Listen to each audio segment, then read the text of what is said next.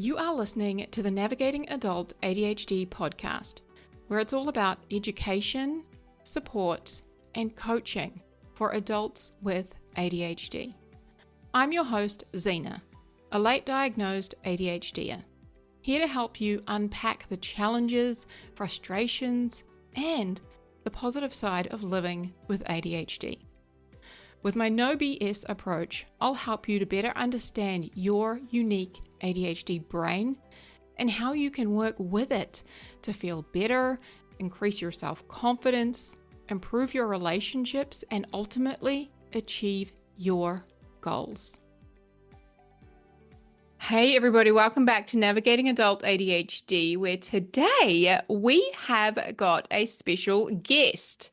So we are joined by Ruth. Now, Ruth is a late diagnosed adult with ADHD. So she has also raised her own neurodiverse children and is now a teacher and consultant supporting neurodiverse children and their families. And I met Ruth, I believe, in January of 2024 when she became a coaching client. And then I actually got to hang out and spend some time with her in person in September of this year when she traveled around New Zealand. So she's actually from Melbourne. I left that bit out, but she traveled around New Zealand staying in tiny homes, which is just so fun.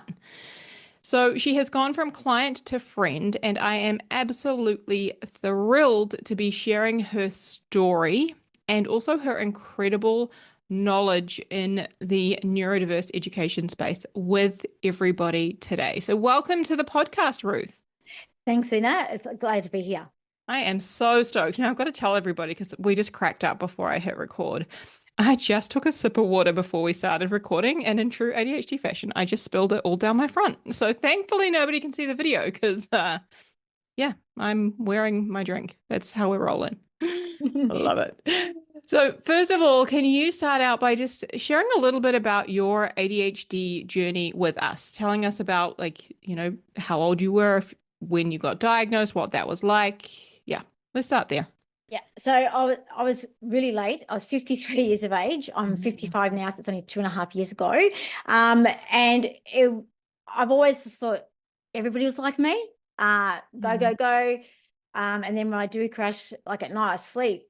And then I'd get up the next day and go and just juggle everything and just was persistent and everything. And I just presumed, like my grandmother used to say to me, "Oh my God, you're like a bull in a china shop. What's wrong with you? Can you slow down?"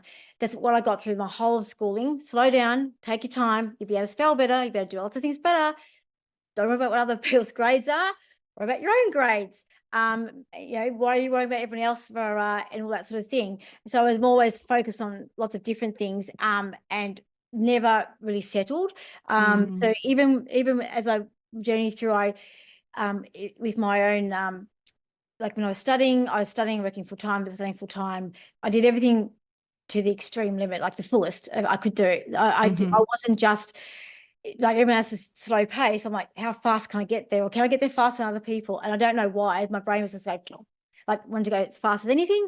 So I then thought, oh, well, that's just how I am. And I never thought much more of it. And back in the 70s, we were just more active kids. We were on our bikes all the time. My brother and I loved going on our bikes. We'd be gone from 3 or 4:45 as soon as we got home from school.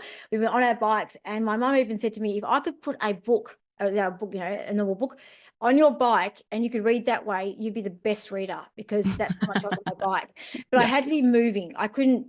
Yeah. I didn't know at the time, but I had to be moving all the time because I just couldn't sit still. And I still can't sit still. I'm moving the chair, moving my arm. Yep. As you're talking. Around. Yep. But that was me in my childhood. And even at high school, I found it more harder to focus because of the change of teachers, change of subjects. And I felt I was always misunderstood, but why couldn't anyone understand me? I was like everybody else. Or so I thought. Then as I've got further on, and I had a little bit of difficult at uni, like I failed something, but I was only failing things because I'm like, I was just stretched, and sometimes I'd be living on like 2 or 3 hours sleep. And then when we do teaching rounds, I then had to fit my work in somehow that was full time, but crammed it all into the weekend. And after I'd already been done a full teaching day. So everyone thought I was crazy. That's what I got called. The Energizer used to get called. The Energizer Bunny. I remember you saying that to me. Yeah. And I never thought much of it, any of this until, and obviously I got married, had my children, and then I was still the same, I haven't changed. And my partner at the time, my ex-husband at the time, would say to me, can you just slow down just for 1 minute, just once? And I couldn't, like, come watch TV. Oh, that is so boring. I can't sit still. Because my brain obviously tunes out or goes over here and goes there, and all my thoughts come back. So I find it easier not to watch as much TV and do things that are more active for my brain, like work on the computer, which used to drive him crazy. So all through this, the whole thing's been playing out. And then when I got to uni, so I did my second master's at Melbourne University, somehow my friend and I were doing this course together, and just because I wanted to get into it, I enrolled it as in online instead, and they offered it online or at the university. Anyway, the first lecture, she said, Ruth, you're coming in. I said, I've found all these friends we can talk to. Well, all those friends were neurodivergent, along with my friend that used to CRT, she used to casually teach for me at my school. And I'm going, okay, I'm coming in. And from that moment forward, they're going, you've definitely got ADHD, because half of us here have got ADHD. And since uni, the other half have now all been diagnosed as well. So there's a range from our 40s and obviously the oldest one at 55, but we ranged in that age group, and we just got each other. So I then realized that was my point, I suppose, that I thought, oh, so I'm going to get diagnosed. And the pinnacle point was that I had a really bad argument with one of my friends at work, and she's like the calmest person I've ever known. And I thought, okay, something's wrong here. And then I started arguing with more and more people, and I'm going, okay, I might lose my job if I keep arguing with everyone. So I thought, yep, my uni friends are right. I just need to get diagnosed, and then I'll be able to it'll be all good. I'll be fixed, per se. How did that go? I'll be able to slow down really quickly, and I'll be able to do all these things that I couldn't do before. But that's not the case. Yeah, the ADHD doesn't go away when you get diagnosed. No. So what happened then was I then realized that basically I had to do more than just the medication. But once I was diagnosed, and I got full marks of that diagnosis, I got 9 out of 9 because I've got You nailed that diagnosis test. Yes, I've got the hybrid ADHD as well. So not only can't sit still and I'm hyperactive, I'm also inattentive as well. So combined type, and that would explain my school reports. I was saying, Ruth needs to listen more. I did listen. I didn't hear everything. I was listening, but I was also, my mind was going over here and over there. I was a little bit bored, things like that. So it all came clear, and now I understand why I'm like I am. Yeah. And also am I correct in thinking neurodiversity runs in your family, right? With your children? Yes. So the whole family have it. Raising them. Well, at the time, none of us knew we had any of these things wrong with us, except when my eldest one was diagnosed with ASD, it's autism spectrum disorder. He was finally got diagnosed at 8, so I persisted. And basically, I knew it too, that there was something different. He'd hide all his toys. Mother's group came over. He was like, oh my God, like, don't be embarrassing, mate. And anyway, so that was that. So when he was diagnosed, but no one said anything about me or anything like that. And then I've got a daughter who seemed to be fine at school, but now has been later diagnosed with bipolar. And then I've got my youngest one, my younger son, who was diagnosed with ADHD, but also ASD. But if I look at him now, it's more the ADHD that he's struggling with. But not once did the pediatrician ever say, I think you might have something. Yeah, because it is hereditary, right? Like it runs in families. And yes, it can skip generations, but often once we get diagnosed, we start to look at our parents and go, So I truly believe it's probably coming my side. My ex-husband's actually a doctor, so we're not sure what's coming his side, but he's definitely got the traits of ASD, very much so, that he used to line his little pencil up and his ruler up at school. I've never remember his family telling me going, oh, they're lining everything up. It's always going to be lined up perfectly. And interesting. So I do think that between our combinations, we're just going to be neurodiverse, which is fine as well. So we did have challenging times. We had Sure. interesting, difficult, challenging, and rewarding all rolled into one. Yeah. The challenging was more because the kids were relying on me to be co-regulated, but sometimes I was like, oh, it's all too hard to be co-regulated, or this has gone wrong. Yeah. And I didn't always, I was impulsive. So I just said, oh, we'll just do this, we'll just do that. So sometimes just booking a holiday the day before we go to go and nothing's packed. You know, I'm Yeah. going to get there. Yeah. And things like that. And at the time, my husband would say, why are you putting this much pressure? I said, because I wanted to go. And we're going. So sometimes that lack of thought for how he was feeling, like, did he really want to go on the holiday? And because we're both teachers, I thought, well, great, every holiday, no way. But it costs money every holiday. Yeah, and it's interesting though to reflect on that and realize that you weren't yet diagnosed. Like you didn't know that you had ADHD, so you didn't realize that, you know, some of these things were symptoms of ADHD, the impulsivity, the, you know, difficulty with emotional regulation and difficulty with co-regulating and, you know, helping your kids to regulate. Like now you can look back and go, oh, okay, that makes so much sense. Well, it does like that, and especially with my youngest one, because he presents as a typical, it's exactly like the DMS-5, the diagnostic manual, because he was a boy with ADHD, and he was just like, go, go, go, my God. Like he'd be on a bike, and next minute be going past the window, flying down the hill. I'm like, oh my God. We lived on a street that was like a hill like this. And I'm like, oh my gosh. And anyway, he came off his bike, got concussion, his Bob the Builder hat in half. Wow. So he was very active, and I'm like, oh my God, you're just like my brother, who was also very active like that, and very didn't think of the dangers like I did. But anyway, and then I did, but I just thought, oh, he's a little bit more like me, like, yeah, well, you know, that's life. But yeah, so I suppose organization became an issue because none of us are very tidy, except my ex-husband was very tidy. In one way, but not in another. So my disorganization was different to my ex-husband's disorganization, but we often clashed as well. And then, like, even I forgot to pay a water bill before I went to Cambodia. So I took my long service leave. I went to Cambodia for 3 weeks, and I can only say hello, like, so it was restricted internet, so it was very expensive to run. So I then every Sunday I'd ring and see the kids and him, and go, and why haven't you paid the water bill? Okay, I'm in Cambodia. So I'd forgotten to pay the water bill before I left. Yeah. And I said, well, they don't cut the water off in Australia, so we're right. But you need to pay the bill. Well, I'm in Cambodia. I can't pay the bill. So those sorts of things became, hard to, Navigate.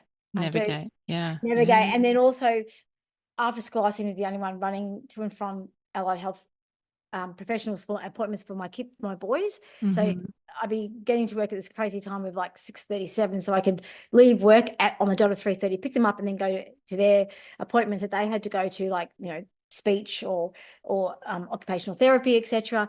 So I just felt like, whew, I was done by the time of the holidays because I was exhausted. But then my ex-husband he couldn't do those many things. So I thought, oh, well, obviously we're meant to be together because I can do all these things really fast and done.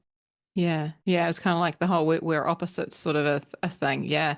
One of the things that I did want to highlight was as you were kind of giving us your introduction, talking about your, you know, ADHD journey and how you were very like go, go, go at school, like very much the Energizer Bunny and just like trying to get things done as quickly as possible. How many degrees do you have? I've done almost 10 years of study. So our teaching degree here was originally 3. Then you do an extra year for your Bachelor of Ed. So that's now 2 degrees that I have. And then my next one was in autism. Then I did a master's in, or obviously specializing in ASD. But that was my first master's. And then I've done another master's in learning interventions. That's 1, 2, 3, 4. Yeah, so that's 5 degrees altogether. Wow. Because I never thought I was good. I never thought I was very good at school. A lot of people don't even get one, so just, you know. So what my thing was, well, I've got to be smarter. I've got to do because I was told smart, but it wasn't that I wasn't smart. It's just that I had inattentive and hyperactivity, so my brain couldn't listen. Yeah. Like an hour's lesson, you've got to sit still, listen to someone, whatever. And if there's no activity, just listening to the teacher, I would just be tuning in and out. and I didn't Yeah. realize that's what I was doing. I just like, well, Yeah. Yeah. But then I get yelled at, Ruth, are you listening? I'm like, yeah, I am. What do you think I've been doing? I'm sitting here listening. What do you? Yeah. But in actual fact, I probably wasn't listening as well because I didn't know I had, Yeah.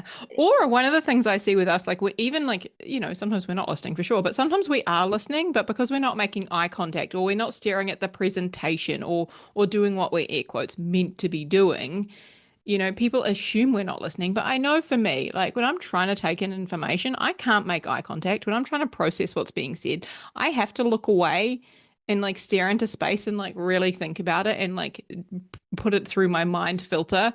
Like I can't just do what's expected of me. Otherwise, I'm not doing it justice. So, yeah, I just wanted to add that in. Yeah. Yeah. And even I was hopeless at exams because I have to sit there now and not move and have Mm, to think for like 2.5 hours, whatever they were. yeah. And all that information in my head that was there, it just didn't come out. And if they only had to change the question a little bit, Yeah. and I go, well, I don't know the answer now. And it just, I'd be, I can't, don't know. Panicking. Yeah. Yeah. Yeah. And now looking back, I should have had a scribe. I should have had a lot of things, but we didn't know. Yeah. Yeah. So you just got What to. what is a scribe? Like I'm keen like we're going to get into a little bit more of this, but like what is a scribe just quickly for those who are like what does that mean? So a scribe is a person that will take notes for you because I can't listen to a presenter and take notes of what they've said or the key points. Yeah. I can't do the two things at once. Right. I've got, it's worse now than it was before. So Yeah. luckily now because I've got the computers, it's easier and I Yeah. can record or listen back to what they've said. Yeah. But back then I should have had a scribe because now my notes were all like a dog's breakfast. Like Yeah. the parts here and then this part's missing because I couldn't keep up. And then, oh, she's on to a new one. Oh Yeah. dear. Now, and now it's all too hard. So I didn't give Yeah. up. I just described as much as I could, and also my handwriting. It's not the neatest handwriting. So often I couldn't even read back what I actually written Yeah. either. Because back Yeah. in the day you had to write everything. You couldn't type. Mm-hmm. Yeah. Um, so we only had typewriters. So that was only in secretarial studies. You could do that one. Yeah. So yeah. So it's very Okay. different. And Yeah. obviously lots changed now, but wow. Yeah. Yeah. Okay. So you were diagnosed at 53 with ADHD, correct? Yeah. So Yeah. tell me what led you to reach out to me for coaching? Like what brought you here? So I knew that I wanted to obviously learn more about it, and I had well, I was about to start study, I think. Yeah, it was. Hmm. No, I was doing my study, and I was reading because we could do any neurodiversity. So of course I chose ADHD. Hmm. So I was learning about like and autism. I chose both of those in my stream of learning interventions. So basically I was looking at, okay, wow, and I'm reading all this stuff about ADHD, and I'm like, oh, and in girls, and wow, and this is what's happening, and I'm going, oh, that's what I do.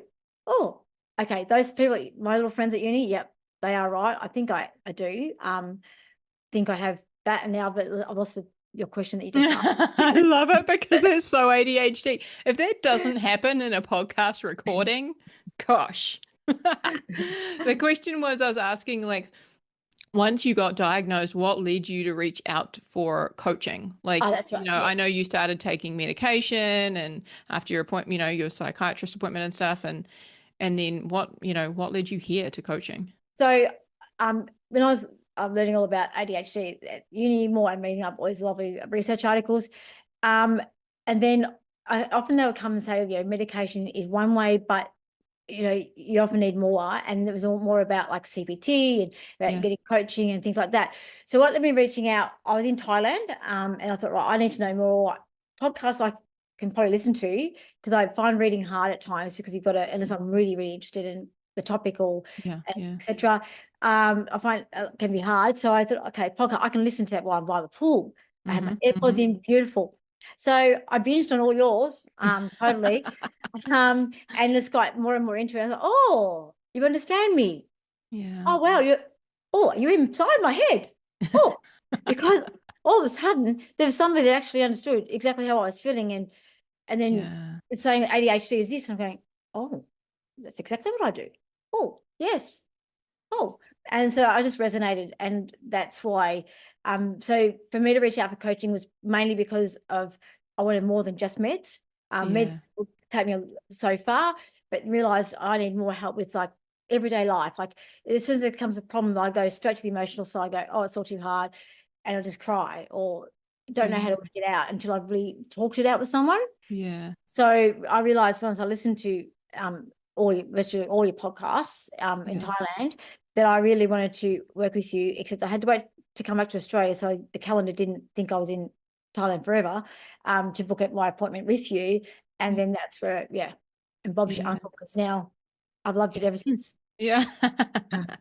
Yeah, I'm curious though, like in terms of that experience, because so many of our listeners don't necessarily know, what coaching is, what to expect, what to get out of it. Like, what has it helped you with? I mean, how have you maybe, what skills or tools or challenges have you overcome, or are you able to more easily navigate? I'm keen to hear that from So your I'm perspective. a person that needs to talk it out. I never knew what that meant until now. Mm-hmm. Um, so if it's in my head, it's all going in my head and I can't make sense of it. It's like, Mm-hmm. but writing it out isn't an answer for me either, because all my thoughts get jumbled up on the paper and that doesn't even make Mm-hmm. sense. So the best way for me is to talk it out to somebody. So that's been my best thing with the coaching. I've been able to talk out, oh, I'm feeling like this. And the steer model that you used, I love you got the situation. It's always a negative situation because of the ADHD.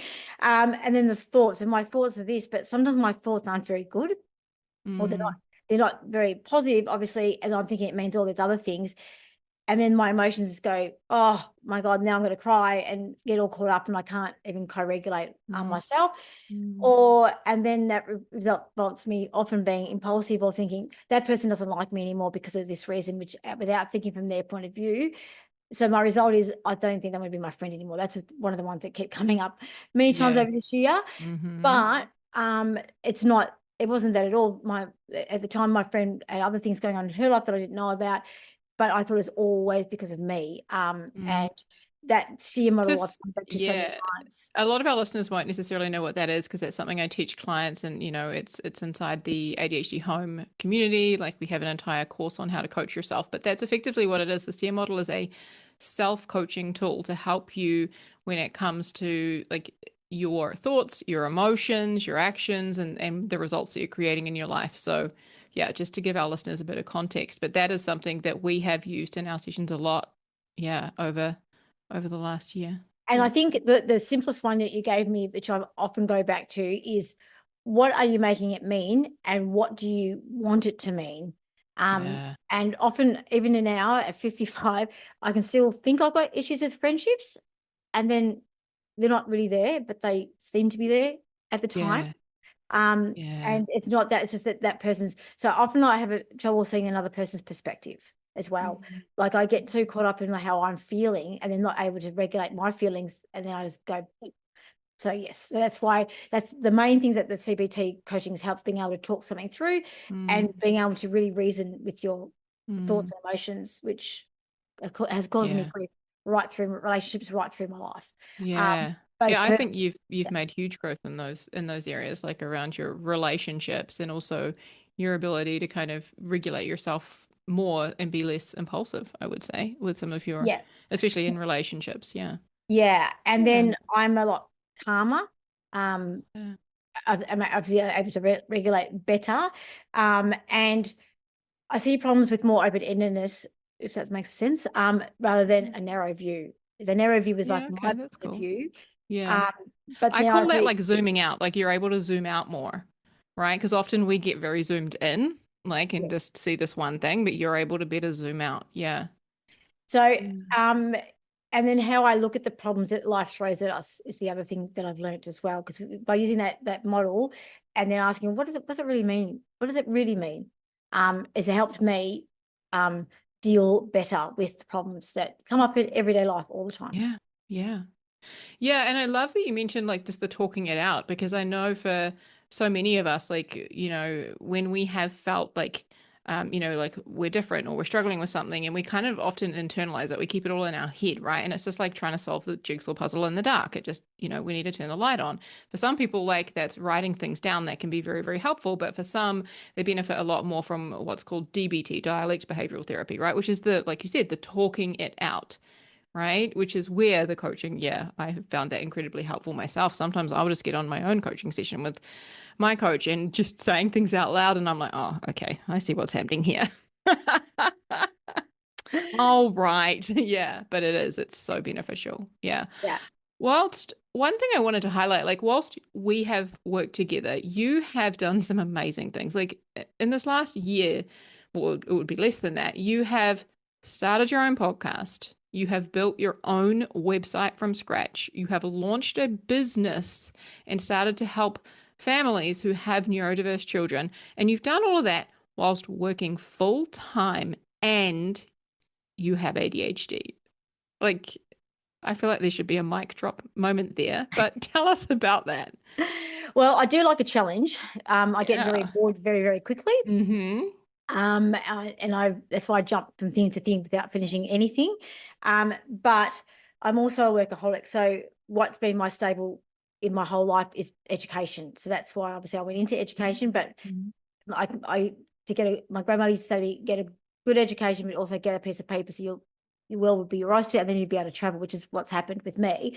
So I knew that I could do it. It's just, would I persist at it, or when something came too hard, would I just give up?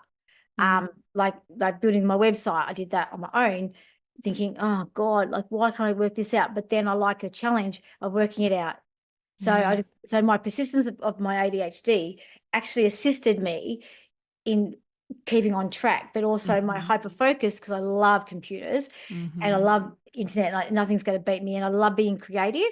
So Mm. I knew I could do all that side of it. And then because now I work with like there's people contact me to work with them and consult with them to find them the right school.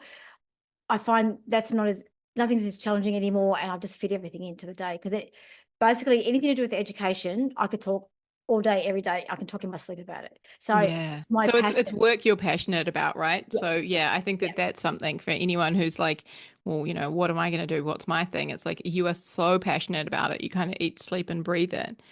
Yeah. The only thing that I find as well is that, like, because my perfectionism, I didn't even know I was like that until now. Yeah, Um, we did discover that, didn't we? yes. And on my first few podcasts, which I was making when I was in New Zealand on my school holidays, I did do 30 takes on the first two Did episodes. you So say 30? yeah, 30 of the first two. 30. Yeah. So 30, Right. so it's 30 on the first one and 30 on the second one, because I thought, Yeah. oh, I didn't say this here, or I made an error here. And oh my goodness me. Until you said, no, it's not going to work. You're never gonna have a Just be perfect human. podcast. Just be Yeah. who you are. So that's that's also helped. But also I feel like I love that life of being busy and juggling. So that's probably why Yeah. I find that being working full time and doing a Yeah. podcast, while they're Having your challenging and business. Yeah. launching everything and having the business, it's actually what I love doing anyway. Yeah. Yeah. Mm. I'm curious though, is that something that you thought you would do, that you would, start your own podcast, launch your business and start doing all of this? I know. Okay, not the podcast, definitely not No. the podcast. I have Yeah. had a website before, but I didn't build it. I got somebody else to do it, which was Yeah. problematic. And I thought, I don't know, was it ever going to be good enough? So that was my Yeah. whole, I suppose, perfection coming back again. Anyone ever going to think about listening to it? And I didn't realize how popular this whole thing would become. Yeah. And Yeah, how many people you would help in the process. Like already you've yeah, helped without even so many advertising. families with, without advertising, right? Like without, yeah. Yeah. So Oh, I love that. the good thing is that the families, are obviously very appreciative of it all as well, but they Yeah. also know there's somewhere now to go that has actually had lived experience, as well as having been working in the field as well for 30 years. So I've got the double picture, I suppose, for the parents, and they know I can see from both sides. So as a Yeah. teacher, I can see, what teachers go through, but on the other flip side, I can see the parents are going, oh my God, how are we going to navigate education? Because it's really hard to get our Mm. kids through school. And it was hard for me to get my own kids through school. So I can Mm. really empathize with them as well that way. Mm. So for our listeners, because they don't, necessarily know what it is that you do, at the moment you work, I mean, it's school holidays while we're recording this, but you work full time in a school, right? Yep. And you've also got a business where you help parents of neurodiverse kids to find the right school for them. Is that right? Yeah. So I And work you in support them. a special education school. Yep. So I have currently 6 kids. I can take up to 8 kids in my class. We've all got different complexities, etc. And then I also, have done my own podcast and business as well. So yeah. Yeah. So And like it's even just this morning, when you were telling me we had our regular coaching session this morning, but you referenced some things that I wanted to bring up in terms of the diversity of students that you work with. And you often like rattle off all these little things. And I'm like, what does that stand for again? Like, for example, like, you told me this morning how the children who come into your classroom, they will often have either ADHD or autism or both. Some of them are non-verbal. yep. And then you mentioned ID, which I believe is intellectual disability. Is that right? Yes, that's Yes, good. I'm nailing this. Yeah, learning from me. Is there anything else? Because I know it's such a diverse range of children Yeah. and So families you all support. I'm just Yeah, so curious. all our kids have learning and language difficulties of some sort, but that's all Yeah, from whatever their neurodiverse thing. But sometimes it could be a deletion or a duplication of a chromosome as well that right. presents with lots of different things. Global developmental delay is also another one as well. And Dyspraxia, what? Oh yeah, dyspraxia, um, dyscalculia, those. But what is the and global developmental delay? What does that look like? that looks like it presents as if the child is a lot, like they're often 2 or 3 years behind. And if it's Hmm. really bad, one little friend I have at school, he's just really bad that it's inhibited his language as well. So he has very limited language and needs to use Right, an AAC device, so it's an augmented communication device. right. But or what we call in our industry talkers, so they can Yeah, actually have a voice because haven't got enough words to formulate. So the only way is to use a talker. yeah. Wow. Yeah. So there's Okay. lots of Yeah, a complex variety. needs. Yeah, And complex some needs. kids I have could have 6 or 7 things. Yeah, wow. Mm. So I know that many of our listeners are, parents who have ADHD themselves, and then they're also often raising kids who have got various forms of neurodiversity. I'm keen to hear from you. Do you have any, tips or advice when it comes to, first of all, like them finding the right school for their neurodiverse child? Yes. So first of all, always go with your gut. As a Okay. parent, you'll Yeah. know if the school is right. Like for my youngest one, he's been to 2 primary schools and 2 high schools in Melbourne because the local primary school just didn't cut it. For both my boys, the local primary school really didn't cut it. But 25 years ago, when my eldest one was starting school, there wasn't as much about neurodiversity then. Yeah. And he did go to the local kindergarten, the local primary school, but it was a disaster Yeah. in every which way. But there was nowhere else for him to go because he didn't have an intellectual disability. So there's no other school that he'd go to other than the local primary school. So, Right. and then he got learned helplessness or adult dependency because the aide would just do everything for him. And he's very placid. So he was like, oh, cool, calm, okay, she's going to do it for me. Great. So, and so he really didn't learn very much until we got to the high school. By then he was he'd been diagnosed, etc. So I suppose it's moved a lot further with understanding, like the staff at schools understand more. But But definitely same, listening to your gut is important. Yeah. yeah, Yeah. but also um, structure and routine. Even though Okay. kids with ADHD and people like me don't like structure and routine, We we do, but actually we need it. don't, right? Mm, Like we yeah. know it works well for us, but we like fight it. It's like this. Yes. I Mm. don't like routine. And then they go, But but you work but way I better with do routine. I like go, it. Yeah. Yeah. So my classroom is very structured and routine because Yeah. I do have ASD kids in there as well. Yeah. And what I found is that I know then what I'm doing every day. This is how Yeah. it's going. First, I do circle time, then I do this, and it just rolls like that. So it helps my organization skills, but I didn't think of that before. So As you're saying that though, I just want to pause because I'm just reflecting on how like we have one of our boys, the middle one, I think he's yeah, 12 at the time of recording. He's 12. So he has an intellectual disability, and he really does well with routine. Like I'm just thinking like bedtime. Like he just wants to put himself to bed, right? Whereas his 13-year-old brother's like adamant he's going to stay up as late as humanly possible, right? Like, but this guy is like, nope, like, is it bedtime yet? Like he can, like his internal body clock can tell. Like he's not looking at a clock or anything, but he's like, nope, it's bedtime, right? Like, are we going to bed now? So I think with the routine, like, and he's always asking, like, what are we doing? Like he likes to know. Like he likes to know what the routine is and what to expect. So I just, as you were saying that, I was like, oh, that's fascinating because I can really see how that is something that helps him. Yeah. Yeah. So again, asking about the routine and And the structure, the because sometimes structure. Yeah. I've gone into, well, since I teach the first 3 years of school. So my school's so small, it's only got 25 kids. So I teach the like equivalent age groups of 5 to 8 year olds. Mm-hmm. And I've gone to some kindergartens here. So that's before you get to school. That's what we Yeah. call it, Yeah. Melbourne. And basically, I look at the kindergarten and go, oh my goodness me. How does the teacher know what anyone's doing? It's just chaos. Mm. Like it's play-based, I understand that, but it's chaos everywhere. Mm. And it's just, oh, wow, you got some kids eating over here, you got some kids playing over here. And I think, like, I And if couldn't you work were that. to, but if you were to say have a neurodiverse child in that environment, right? Like say, let's say you've got your 4-year-old, ADHD are there now, and then you are going to transition them into a school as soon as they hit 5.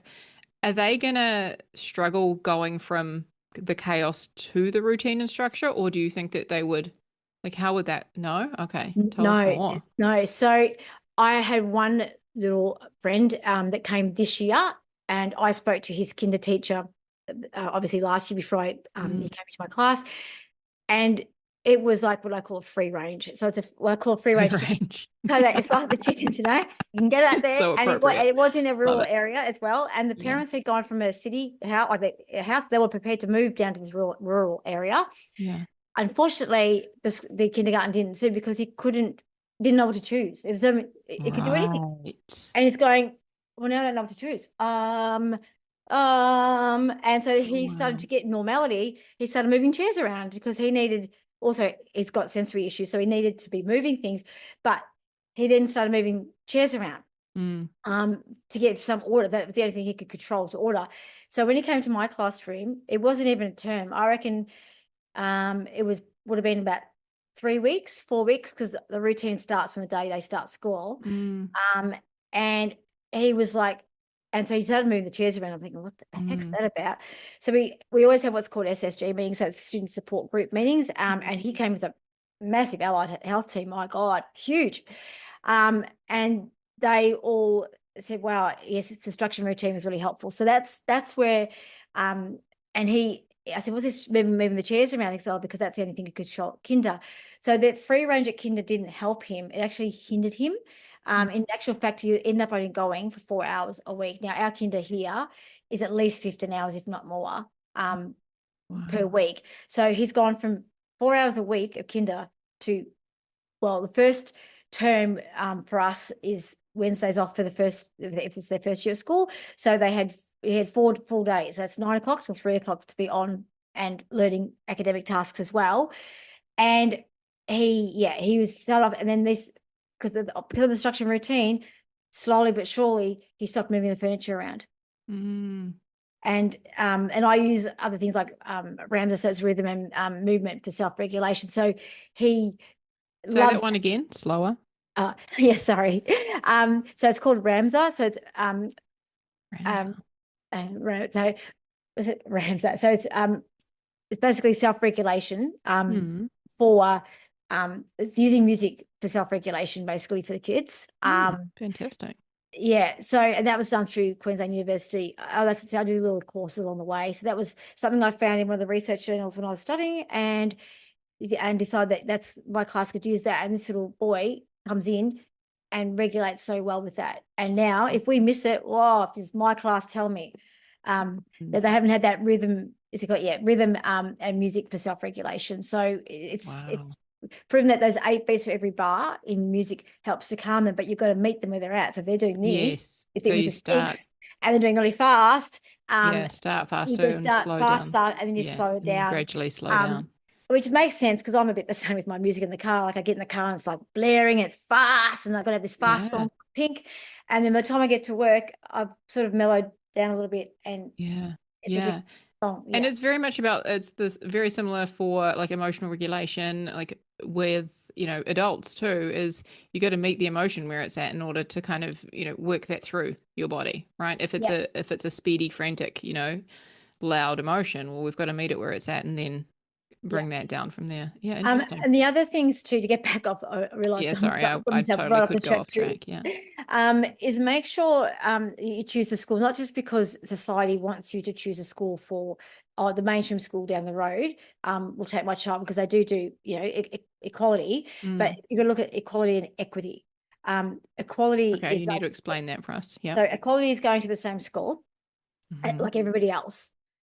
But that doesn't mean you're going to get the equity, because equity means that now we need adjustments because we aren't able to sit there for as long, or we need sensory um, adaptations made to us, or we need time for we need extended time because it takes us longer to get our thoughts together for, like, if you've got older kids in school for tests and things like that. So those that equity, some schools do it well, and here in Melbourne as well, or anywhere.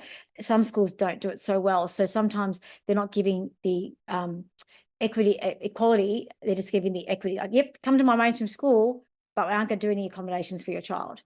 That's like for anyone with, children, whatever age, that's a really good question to be asking is like, how do you accommodate, my child with ADHD or ASD or whatever the needs are? Like, how do you accommodate neurodiversity or, whatever it is in your school? Yeah. Yeah. Yeah. And one of the Okay. biggest things is, what does the principal, because the principal leads the school, and without effective leadership, it doesn't filter down. Like, I can do everything in my class, but that doesn't mean it's going to filter right through the school. So when that child moves from my class to a different class, what's that teacher like? Because you might get a great teacher one year and then a teacher that doesn't understand your child the next year. So Yeah. it's really got to start from the principal. What does the principal feel about Who's neurodiversity? leading that? Yeah, leading that. Yeah. That And what, community. what do they know about your child's Needs. neurodiversity and Yeah. needs that they will need? Because I suppose that does go down to staff qualifications, but Mhm.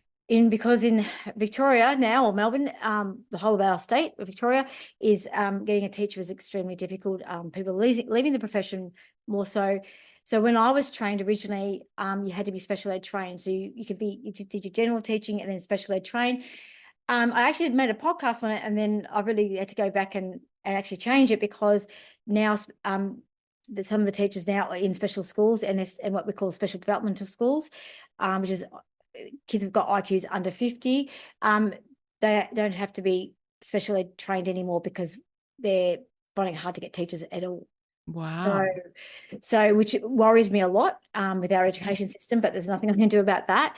But just make sure that the teachers have got some sort of, whether it's not a degree like I've got, but some sort of, like, gone to short courses or something like that, or some PDs, professional development, and Yeah. to ensure that they have, yeah, Yeah. definitely, Okay. I've got some understanding, because I Of know your there's some child's teachers, needs and how to yeah, help them and support them. Yeah. Yeah. there are so many teachers out there that I know that go, we didn't sign up for special education, so we don't want to do it, which is Oh, not great wow. either. Yeah. But Yeah. unfortunately, some teachers do think that way. Yeah, Okay. that's a good thing to think about as well. And another point, I've got a few points. Sorry, yeah, you That's all got a right. I question was going for to me. ask you another question, but you go. Um, You go. so being having realistic expectations of your child as well. So Mm. I'll give you an example. I've had many parents that go, okay, we want our child to go to mainstream, but they're doing really well in my school, really well. And they're thriving, they're working really well, they've got good self-esteem. And then the parents want to transfer them now to a mainstream school because they think, oh, well, the child's doing really well. They're doing really well in the setting because of all the things I have Supports in and place, the accommodations. structure and the accommodations, Yeah. the smaller class sizes. Systems. Yeah. And then they're going to put them in a class of 18, or Ooh. even in some cases, if it's in higher primary school, it could be up to 25, 26. If you go to 5, Yeah. 6 or grades I that, think that's quite normal for us yeah. over here, that many. Yeah. Yeah. Yeah. So that, and now now the child has had to come back to us. So, Right. Yes. and the child's come back after all the work I did for 2 years, has come back and having meltdowns all the time again. Yeah. Because what was happening in the mainstream school, she couldn't keep up. Yeah. And So she was that, yeah, struggling realistic to learn. expectations.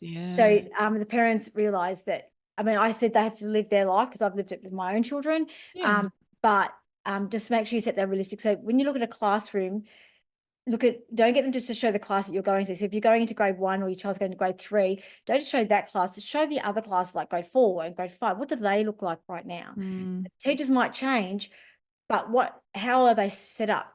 Are How's that they open? environment? Yeah. Are they open? Like a lot here, we've got these schools that were done with a great initiative at the time. Open plan learning, right? Yeah, well, that's common here. I know both our boys are in like classrooms where there's like two classrooms, but they're at opposite ends and it's all open. And it just sounds like a sensory nightmare for me personally. Like, It is, and I yeah, cannot do any work at all in a if I got children, I can't even if I'm not in charge of them, like don't have to worry about what they're doing. I cannot work in the room with that noise, so I can't work with any noise yeah. at The all. noise, the movement, all of it. Yeah, Yeah, yeah, and some of the schools that I open planned have got 4 or 5 of these classes, and they start them like a first year school prep right. foundation. So if you Yeah, got and this little girl, she's like this. She's got she's got yeah, yeah, ADHD, yeah. and she's Looking like, everywhere. oh, Oh, and what's then happening there? Oh, what's happening there?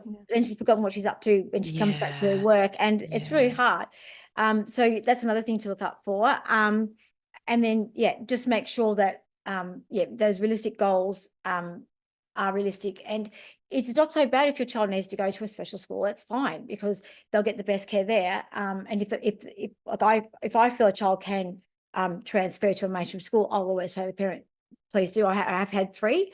I've been at the school for 5 years, so 3 out of the 3 to 5 out of the 5 years, and 2 of those years were actually COVID. I've sent kids off to mainstream school mainstream, that yeah. were so they've had a great foundation year. Foundation, yeah, they've Yeah, built a strong, solid yeah, foundation and then and been they able can to move. now they can read, and they can Yeah, know they're going to be able to do it really well yeah. in mainstream school. So To speak trust. to that, I just want Yeah. to pause for a second because I hear stories quite frequently from parents of teenagers and the teenager, and it's more so girls that I'm hearing this about, like that teenage girl or whoever is now struggling in the college environment, in that schooling environment, and they're now at that age having to find alternative schools, or schools that better support neurodiversity, schools that have better accommodations, better understanding and knowledge, or they're having to transition to like more of a homeschooling sort of a situation. So I think, to speak to what you're saying, if we can really build that solid foundation from the beginning and help them, then yeah, we're not necessarily going to have to do so much of that shifting later on. Yeah, because I Yeah. mean, often we see behaviors as well. The behaviors are telling us something, and often the kids will Hmm. say things are too hard, they're overwhelmed, but they haven't got their words. I mean, I find my words enough at 55 to get out and go, Oh, me I'm too. feeling Yeah. very, very overwhelmed, Yeah. but they don't even have that language capacity. So, Yeah. and what's happening is then they have the behavior, and then they're not really a behavior problem. It's the behavior is telling us we're not coping with what's in my environment right Yeah. now. Yeah. Yeah. And I need help, sort of thing. So it's Yeah. very important. And if they've got social emotional learning issues, they can't learn their academics anyway. So we've got to teach them side by side, Mm. which is what we do. But every day there's things that we teach the kids per se. But I've got less kids to teach per se, but they've got more complex needs. So Mm. it just Mm. depends. But it's very, very important to I say look at the class sizes, because some kids will thrive in a 18 to 25. Yeah. But a lot of kids that I know with neurodiversity, all the parents that I've worked with so Benefit far more from a have smaller said class. small. Yeah. Yeah. So Yeah. I then find Interesting. smaller class sizes in schools. So look at the variety of schools that you have offer in your area. So if Yeah. you've got, even like private schools, I'm not sure what you call them over there, but they're like our private schools are our big Yeah. schools that are run by often church groups, Mm-hmm. like the, Mm-hmm. Methodist or Catholic Yeah. schools. Yeah. Then we have the ones that are run obviously by the state government, and they come like they've got special development schools, special schools, which is under 70 IQ, and then obviously our mainstream schools. And we're starting to get more like homeschooling is coming to play. Mm. But you're going to find what suits your child, and that will take that path. And I've often said to my parents, just because the school suits your child now in the first or second or third year of school, it may not suit them in grade 5.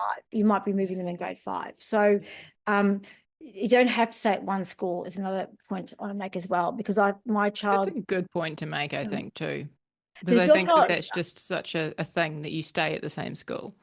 yeah, and if your child's unhappy, like Yeah. my youngest one has had 2 prominents and 2 highs, as I said earlier, but the second high school, probably should have chosen that first, because it really embraced neurodiversity. And in fact, when we moved, so we moved from the city to a regional area, his school is in the city, and they said, yeah, he can do 2 days from home.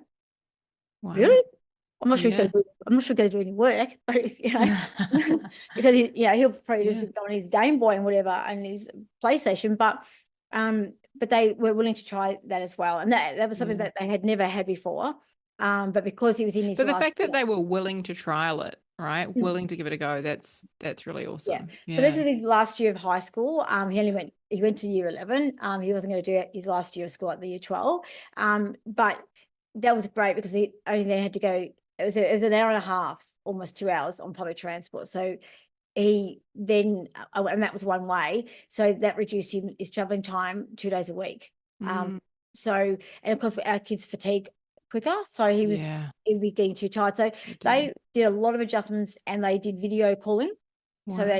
then if there was a test, he Yeah. had a video called on that day. So so they could see, and he had to have his camera on, etc. They could see Yeah. what he was doing. But even that, just hearing all of that, like helps people, myself included, to understand like what adjustments and support can look like, what accommodations can look like. Yeah.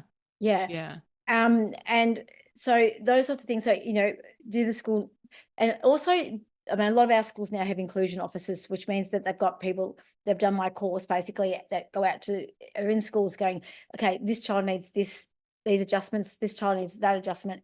But it's more for like the senior years of high school where they've got to have the adjustments for what we call our Victorian Certificate of Education, Right. which that's our year 11 and 12 certificate combined. And some might need more time, some might need scribes and those sorts of things. Yeah. While often the younger ones, they just get forgotten about. So although they get perceived, oh, they're just a naughty child, but no, they Yeah. actually need Yeah. adjustments being made because Yeah. they're That not behavior is communicating something, right? All behavior is a yeah, form of communication. Yeah. yeah. So One yeah. one of the things I want to come back to that you actually referenced earlier, you referenced the adult dependency and the learned helplessness. Now, these are two things that you and I have talked about a little bit, which I'm like personally very fascinated in because we have a child who has developed learned helplessness. But firstly, for our listeners, can you explain what that means? Like what learned helplessness and adult dependency is? Because not everybody's going to know. So that's basically relying on the adult to do the things for you. So you're now taking away their power, Yeah. and you're not allowing them to. So a simple thing is like opening, I know, like the drink bottle lid to fill it with water, Yeah. and that means that it requires them to twist it. Yeah. But if you haven't allowed them to do that, they're not going to know what to do. Especially Yeah. kids with neurodiversity, Yeah. they'll just be waiting. They'll wait for you to do it, like my son did. Yes. Oh my gosh, we have one. Yeah. So our middle boy who has Williams syndrome, like he has a full-time teacher aide, right? So when he is at school, he has somebody who gets his lunchbox out of his bag for him. He has somebody who will like put his clothes, his sweatshirt in his bag, like help him get dressed when he's been swimming, like all of these things. So he gets home, right? And he's like, oh, I can't do it, right? Like, can you please get dressed? I can't do it. Like, his shirt's inside out. Can you please turn it in the right way and put it on? No, I can't do it. I can't. It's always, I can't, I can't, I can't. You do it. You need to help me. Like, you have to help. Like, and he has this idea that he can't do things. Now, he can do them. He may take longer. Like, he may take a long time and it may require patience from both of us, but he can still do it. But I think that learned helplessness, I see it so often because he has someone full time helping him. And also, like, don't get me wrong, grandma, who love her, but she does everything when she's around him, right? Like everything for him. And again, I can see how it happens. Yeah. So, and then when they come to school, of course, even in special ed schools, we need them to be a form of independent, because again, you've got more than one child in there. But the thing is, often parents, it'll be quicker to do it yourself. So I Yeah. always say, And I have to say, like, as somebody who has ADHD and is super impatient, which I'm speaking from experience right here, like, I just want to get his hoodie, turn it in the right way, and put it on him. I just want to tie his shoelaces. Like, I just want to do it all because I'm just like, ah, let's go. Right? yeah. So I was like that with my children. Oh, God, Yeah. come on, let's Yeah. go. We've got to go. Because one, I didn't allow enough time to get out the door. Two, I didn't want to be late. And three, now the child's staying forever. So it's quicker if I just do it for them because I can. Yes. Yeah. But it's not in the long run because now It's our not in the long run. yeah, so our kids, even just with ADHD, our kids Yeah. need that time frame Yeah. of learning that they've got to do it. And I've got many kids that go, I can't. I think that the can't word is not in my classroom because everyone can do it. We just scaffold it. We just take step by step doing it. So Yes. they do one part of that task and until they can do the whole task of like taking the jumper off or whatever it may be. Yeah. Or I'm doing their lunchbox. So sometimes at lunchtime, we've got to be very patient, or I've got to start some kids maybe sometimes about 10 minutes earlier so they Yeah. can Start their them time. earlier. Yeah. And Yeah. that's one thing that we've discovered is like when we need him to get ready, we start him first. Right? Like if we're all going to leave the house, like we ask him to go toilet first. And then we're like, can you please get your shoes on? Can you please get your jacket? Can you please get your hat? Like all of these things. And yeah, like you say, start them first. Yeah. I mean, I've still got families that after 2 years are still carrying their child's backpack, and our backpacks aren't that heavy. I'm going, and why are you not carrying your bag? Yeah. But the parents still do it for them because it's easier now, but don't forget, And developmentally like, it won't be later. yeah, and I see this a lot. Like, and don't get me wrong, I do this as well. But like with my partner, I see that so much. Like, it's just, oh, well, it's just easier if I do it. Like, it's just easier if I, take his scooter for him. It's just easier if I take his bag and he just scooters by himself. Like, then we don't have to keep stopping, so we readjust it. It's just quicker and easier. And it's like, yes, but in the long run, it's not. No, so even with Yeah. my eldest child, if he comes up with a problem, I say, okay, these are your two options. Which one are you choosing? Because again, if I go, oh, we should do this, then he'll go, yep, okay. And now I've taken the choice away from. So we want to empower our kids to Yeah. have the choice and to be able to be that independent because that also builds self-esteem and helps with their academics as well. Yeah. So doing academics at school, if they can't independent, they need someone all the time to help them. The other kids, especially if they're in a mainstream school, they're going to go, okay, what's wrong with you? Do you know what I mean? So, or they're not going to have those relationships with their peers because you've always got an adult there. Yeah. So it's really important to let them not just do tasks themselves, but also be able to think for themselves. Because if they're taught, they can do it. Yeah, yeah, definitely. It's just, yeah, and I think as like, somebody with ADHD co-parenting kids, it's difficult when you're so impatient yourself, which is something that I have challenges with, like to give that extra time, that extra space to, help that child not develop learned helplessness. I mean, I think he already has developed it, but to help unwind that and, like you said, empower them. But yeah, I see it as being such a powerful thing that we do for them for their future. Yes, yeah, because Whilst being difficult, I want to so acknowledge. I suppose the question I always say to the parents is the two main things is when you're looking for schools, don't worry about what you thought your child was going to go to. Choose a school that's right for them, not what society believes is right. And often that's a mainstream school, but to choose the school that's right for your child at that time. At that time, Yeah, and also ensure that you empower them to also be part of the decision. Like, what do they think about the school as well? So that's the other thing. That's often we don't really because we think, oh, because the child's got well, this will be fine. But what do they also think as well? Yeah, I love that. Yeah, yeah, incorporating them in that decision. It's called student voice in here. Student Our voice. Yeah. education department have really pushed student voice, and even in my classroom, there is student voice. Like, Good. I give them a choice. You want to do this or do you want to do that? there's not like you have to do something. So yeah. Yeah, I love that too. I actually was just telling somebody else that earlier today, was like, instead of telling them what you want them to do, give them a choice, right? Like, would you like to empty the dishwasher or have your breakfast? Right? Like, we really employ that now in our employ, is that the right word? Like, we do that at home. Would you like to, start with the dishwasher, or do you want to have breakfast? Yeah, Right? but Like, as long as you don't give more to okay, yeah, yeah, this, because yeah, sometimes I just go, two. yeah, I've Yeah. got this wording, and then I'm going, oh, I can't decide now I either. can't even remember So what I said. yeah, Yeah. Yeah, yeah, so yeah. so it's like say to parents, it's like going to an ice cream shop and there's so many different flavors. You want all of them, but you can't have Yeah. all of them. And by giving too Yeah. much choice, that's what happens. But by limiting the choices, as what you're doing as well, Zena, is actually really, really good, because Yeah. that's Yeah. allowing them to make their own choices as well. So Yeah. yeah, I think So that's.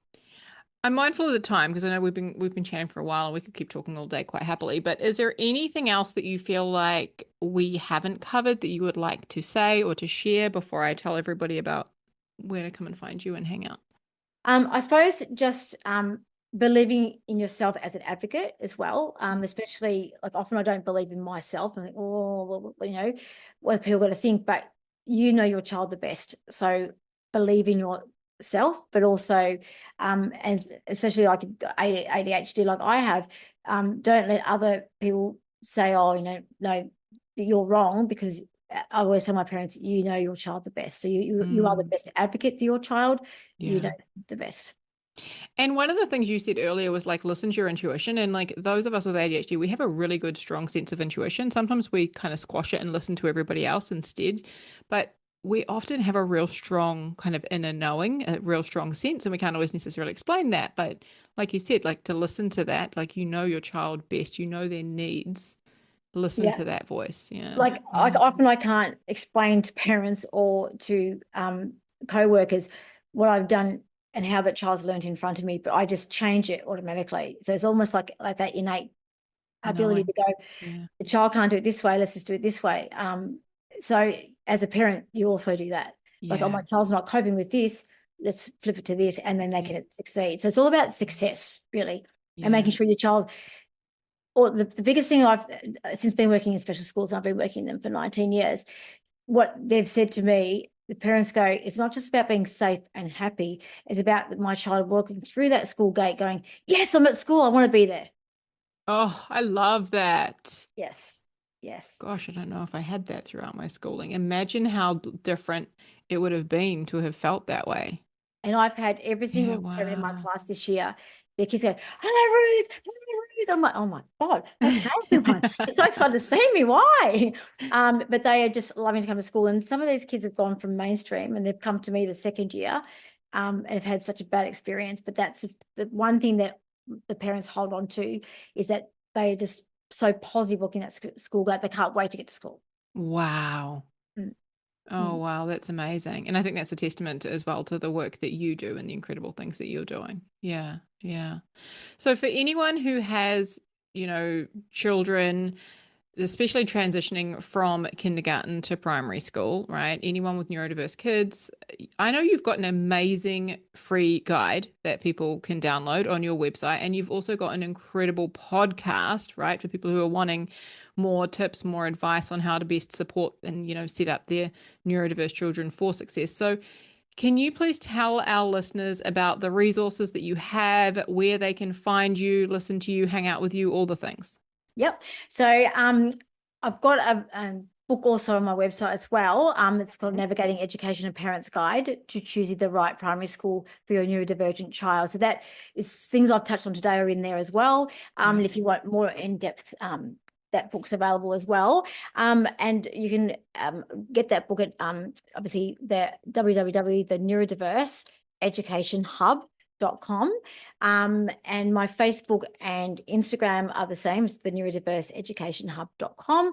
And the podcast is called Navigating Neurodiverse Education, where in that podcast I talk about lots of things. Sometimes I have guest speakers as well, but it ranges from being an advocate to what to look for at a school, to how you can help your child, not just when they start school with fine motor activities, where to go for various things. How do you know that you're on the right path for your child's education journey, and lots more as well. Yeah, excellent. I love the work that you are doing in the world. So I really hope that everybody comes and checks out what you're up to and all of the amazing resources you've got. I'm also going to link to all of those in the show notes. So I'll put your website, podcast, socials, all of that in the show notes so people can just click through and listen. Thank you so much for coming to hang out today and coming on the podcast, sharing with us your ADHD journey, your story, and the incredible work that you are doing in the world and giving, some tips and advice to our parents out there.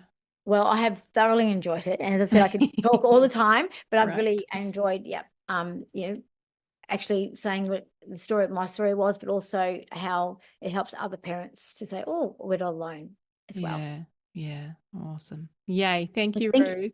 Thanks so much, Sina.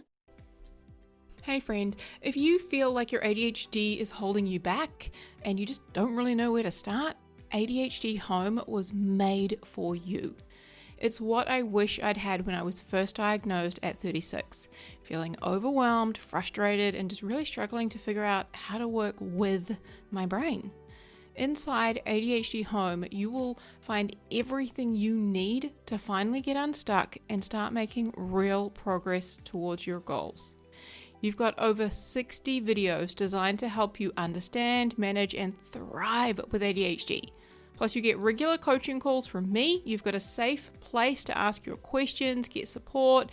There are masterclasses each month on ADHD topics like RSD and emotional regulation. And you have a community of other adults with ADHD who have got your back. Inside ADHD Home, you will learn how to take control of your life and start feeling better. You'll feel seen, supported, and equipped with everything you need to build the life you have always wanted.